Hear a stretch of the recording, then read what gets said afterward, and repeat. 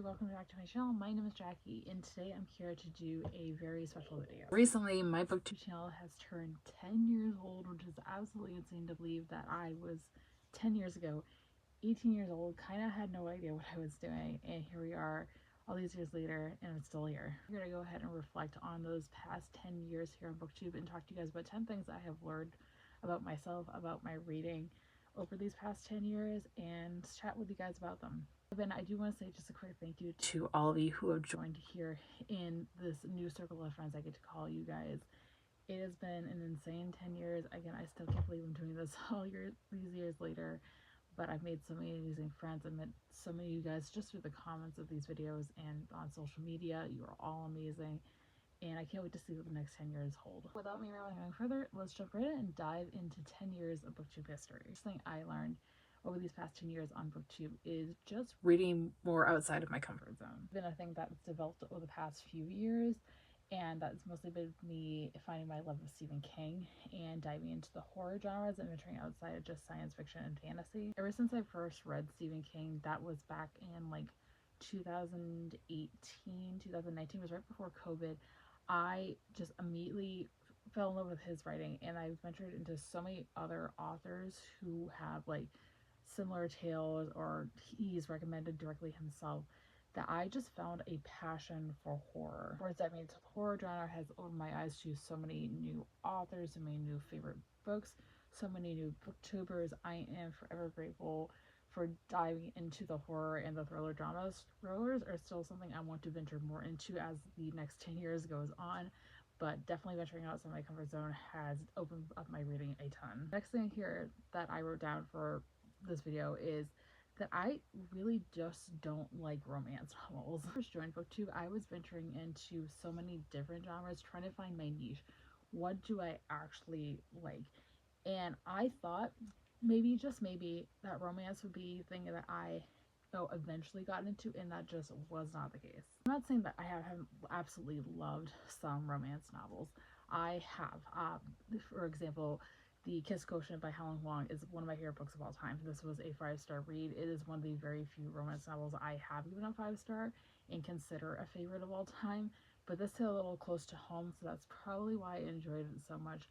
Other than that, I could not tell you a single romance I can think of off the top of my head I gave above a 4, so it's just not the genre for me. That isn't saying that I don't like romance in novels. I love romantasy, but if it's a romance-centric, contemporary romance novel, I just tend to not like it. It's typically not for me. The third thing that I've learned over these past few years, going off of what I just said about romance, is that I just don't like YA anymore. It was not a complete shock.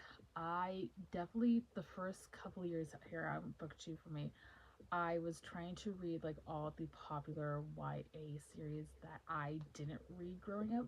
So we're talking Percy Jackson was a great example, even though that's kind of technically middle grade. We're talking about The Hunger Games. We're talking about so many others in that vein that like most kids read in school or read growing up here in the like early 2000s, middle 2010s, and just I never dabbed my toes into. I quickly grew out of my YA phase. I think once I found ACOTAR was really when I stopped reading as much YA. I do read it every now and then, specifically more for like Readal Dawns. I feel like I read a ton of YA for, but if you guys looked at my shelves, I barely have any anymore. The only ones that are still on there are like favorites of all time for me, and those will stay on there because I mostly am keeping my favorite books on my shelves now. And I just don't know, it doesn't gravitate to me anymore. Never saying it never will again, but we'll see. It's just nothing. I quickly grew out of that. So we have one that, again, I try to improve upon this every year, and that is, it's okay to DNF books. I am not one who likes to DNF. I definitely did a lot when I first joined Booktube, and a lot of those were very, very popular book series. We'll get to that here in a second. But it's something that I don't typically like to do. I gotta keep telling myself that it is totally okay if I'm not liking a book to DNF it, regardless of what maybe other people say on this platform. It is okay that if I am not enjoying it, to put it down, never return to it, or return to it at a different time. it is perfectly normal to do that. The next one is that it is okay to not like the popular books here on Booktube. Most of the popular books that I have read over the past 10 years, so we're talking, let's throw out some examples: A Court of Thorns and Roses, Throne of Glass, two of my favorite book series of all time. Those are popular series that I absolutely loved. Sarah J. Maas is my favorite author of all time. But there is also some very popular books that I have absolutely hated. Two examples of this are my least favorite book of all time, The Night Circus. We're talking Red, White, and Royal Blue, which I gave a 2-star. It was like a high 2-star. I didn't hate it by any means, but it was definitely not for me. Those are just a couple examples that jump out immediately.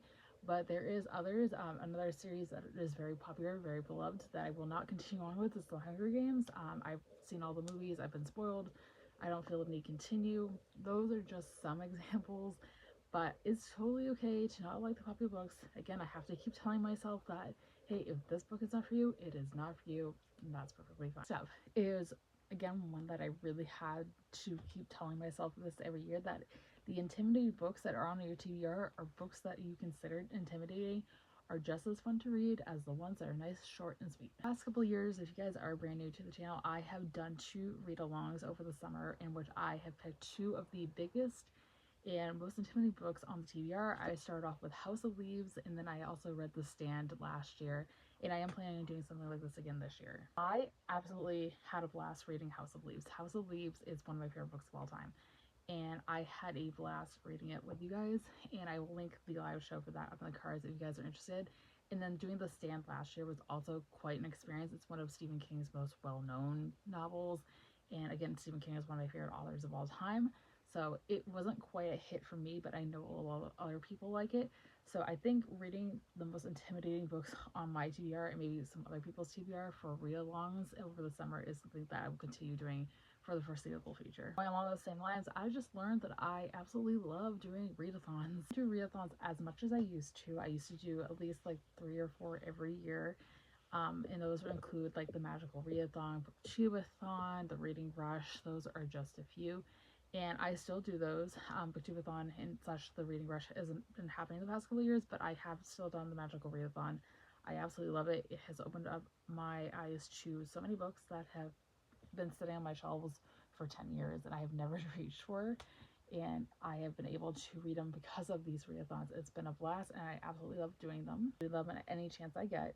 Along those same lines, I just absolutely love doing read-alongs. Read-alongs are something I'm still kind of new to. I have done a few over my time here on Booktube. I have done The Stand and House of Leaves, like I've just mentioned. I also did a read-along for Throne of Glass with Sassy Cassie and Brittany's Book Find and Paula at Fandom and Books, and that was a blast. That was like one of my favorite things I have ever done, was do that read along with those group of people. It was such a blast. I think I am going to continue on with my summer read along for a different book series or a different standalone book that intimidates me.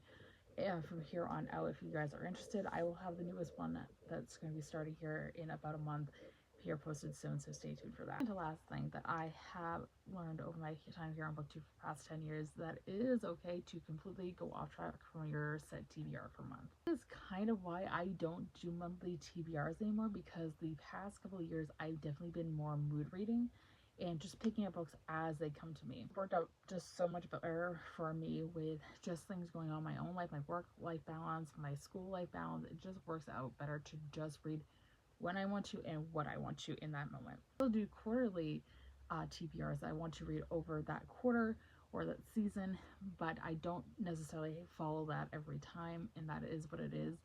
But I definitely have ventured more into mood reading the past couple of years. The last thing I wanted to mention here for this video, guys, is going to be that it's, again, perfectly fine to not read all the popular releases when they first come out. It's been the case with so many books over the years. I'm just thinking of a few right now.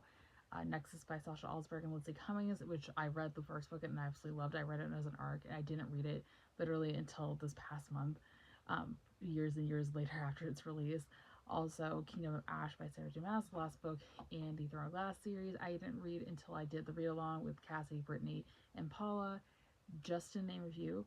Those took me years. Sometimes I was just putting them off because I wasn't emotionally ready to finish the book series or finish the book, or maybe I just didn't have time to read it at that point. But I learned, hey, maybe it's better off occasionally to just let the hype die down and then read it on your own time and not read it when it's first released. That's gonna be it for today's video, guys. I hope you guys enjoyed this video. I know it's a little bit of a different style than what I normally do, but I had a blast making it. If you guys enjoyed the video, be sure to give it a big thumbs up, subscribe if you haven't already. I post new videos every Monday, Wednesday, and Friday. In the comments down below, anything you guys have learned about your reading, about yourself from Booktube, I would love to know anything at all. Always, all my social media links are linked down below if you guys would like to follow me on any of those. And with all that being said, I hope you guys have a fantastic for today. Thank you so much for 10 years here on Booktube, and I'll see you guys next time.